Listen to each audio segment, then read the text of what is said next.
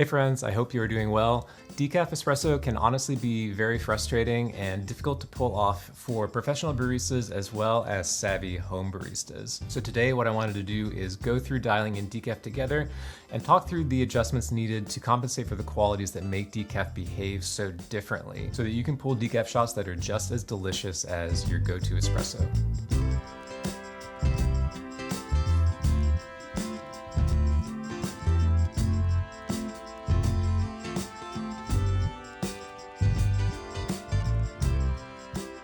So the first thing to consider is decaf coffee's increased solubility.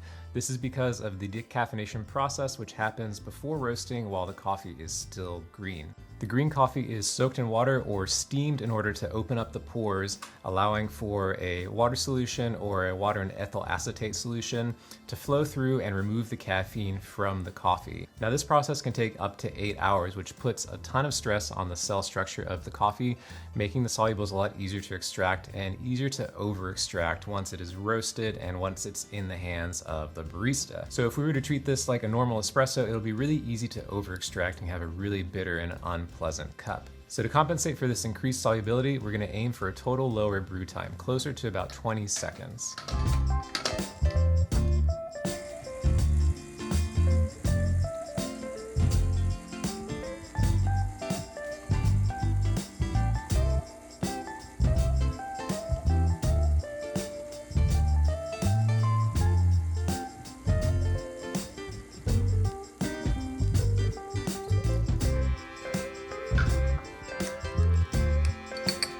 So honestly, not really a bad start. It is a little bit hollow, a tiny bit sour, and just kind of lacking in body. So with the shot that I just described, most people would assume in a normal situation with normal espresso to grind finer because that will increase extraction, that will get rid of that sourness, and you'll get just a sweeter cup in general. The problem with this approach with decaf coffee is another side effect of the decaffeination process, which is that the beans are a lot more brittle, meaning that when you grind them, you're going to create a lot more fines. You're not going to get the body that you want. So if you want to avoid grinding finer, what can we do? Well, using a puck screen can help distribute the water more evenly across the bed of coffee, which can reduce channeling and increase extraction to improve flavors across the board. Another thing you can try if you don't have a puck screen is just dosing a little bit higher. And this is what I see most baristas do in cafes. And this definitely works, but you have to be careful because you can end up under extracting due to the higher dose. So you get that body you want, but you're gonna have a very sour espresso. So let's pull another shot and throw this guy in there.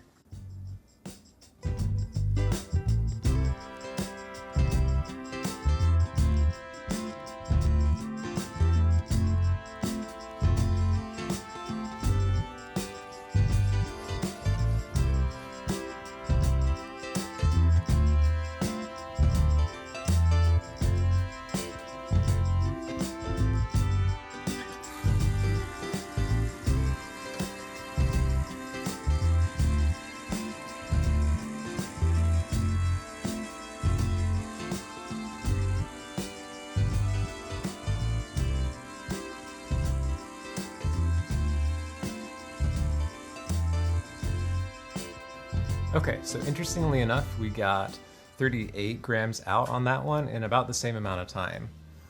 But the flow did look visually very different. Okay, so I didn't make any changes to the grind on that one. I just added the puck screen, and the shot is a lot more balanced and has a lot less of that kind of sour, cloying feeling in the back of my mouth.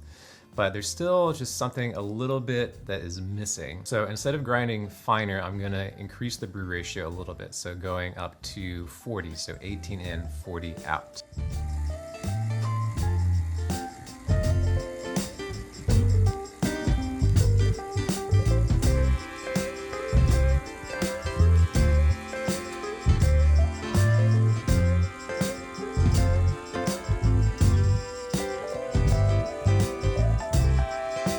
Okay, so that was 18 grams in, 41 grams out in about 23 seconds. I think my grinder might have drifted a little bit coarse over the last couple of shots, but I'm not mad about it. This is really balanced. There's a lot of sweetness starting to come out, and there is definitely a lot of acidity that is very pleasant and balanced in the cup. By the way, I forgot to mention the coffee. This is coffee from Passenger. Well, yeah, this is turning to taste very good. I'm You know, honestly, I'm very happy to drink this right now, and I'm also very happy that it's decaf because it is 2 o'clock in the afternoon. Hey friends, it's editor David chiming in just for a second because I feel like I need to say a little more to summarize my methodology more succinctly. So decaffeinated coffee is more soluble, meaning that it can be extracted a lot more easily and it's easy to over extract. But it's also more brittle, meaning that when you go to grind it, you're going to create a lot more fines. So grinding coarser is the better option. However, grinding coarser also creates its own set of problems because flow can be unpredictable even with good puck prep, creating uneven extractions that still don't taste very good. So adding a puck screen on top of the espresso can improve the flow of water through the coffee puck. This, coupled with extending the brew ratio a little bit, gets you a more even flow of water plus a little bit more contact time with that water, meaning that your extraction is going to be more even and the resulting cup is going to be a lot sweeter and more delicious. Okay, so let's go back to the video because I have one more point left to make. So the last thing I would say about decaf is to not get too hung up on the way that it looks. As much as I would like to think that crema doesn't matter, it does freak out baristas who are used to pulling regular shots all day and then suddenly they pull a decaf and it's pale, it's really thin.